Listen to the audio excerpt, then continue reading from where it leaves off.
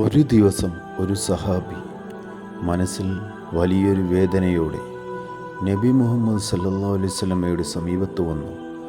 നബി സല്ലല്ലാഹു അലൈഹി വസല്ലമ തങ്ങൾ ചോദിച്ചു, എന്താണ് നിന്നെ വിഷമിപ്പിക്കുന്നത്? അദ്ദേഹം പറഞ്ഞു, യാ റസൂലല്ലാഹ്, എനിക്ക് താങ്കളെ എൻ്റെ ജീവനേക്കാൾ കൂടുതൽ സ്നേഹമാണ്. എൻ്റെ കുടുംബത്തേക്കാൾ, എൻ്റെ സമ്പത്തിനേക്കാൾ, എല്ലാത്തിനേക്കാളും. പിന്നെ അദ്ദേഹം നിശബ്ദനായി, കണ്ണുകൾ നിറഞ്ഞു.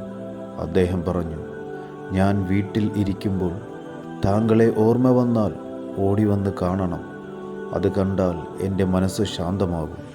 പക്ഷേ ഒരു ഭയം എന്നെ തകർക്കുന്നു യാ റസൂലല്ലാഹ്. മരണം വന്നാൽ താങ്കൾ സ്വർഗത്തിൽ ഏറ്റവും ഉയർന്ന സ്ഥാനത്തായിരിക്കും. ഞാൻ അവിടെ എത്തിയാലും താങ്കളെ കാണാൻ പോലും കഴിയില്ലല്ലോ. നബി സല്ലല്ലാഹു അലൈഹി വസല്ലം തങ്ങൾ ഒന്നും പറഞ്ഞില്ല. ആ സഹാബി വിഷമത്തോടെ മടങ്ങിപ്പോയി. അപ്പോൾ ജിബ്രീൽ അലൈഹിസ്സലാം വന്ന് ഒരു ആയത്ത് കൊണ്ടുവന്നു.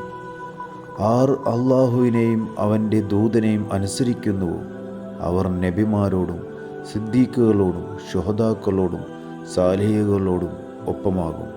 നബി സല്ലല്ലാഹു അലൈഹി വസല്ലം ഉടൻ സഹാബിയെ വിളിപ്പിച്ചു.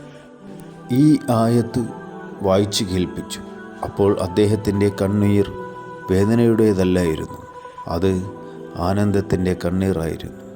നബി സല്ലല്ലാഹു അലൈഹി വസല്ലമയെ സ്നേഹിക്കുന്നവൻ അദ്ദേഹത്തെ അനുസരിച്ചാൽ സ്വർഗത്തിൽ അദ്ദേഹത്തോടൊപ്പം തന്നെയാകും.